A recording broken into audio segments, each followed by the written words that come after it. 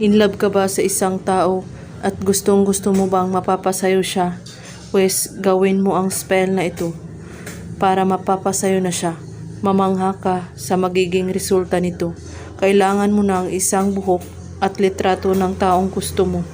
Kunin mo ang isang pirasong buhok at litrato ng iyong iniibig.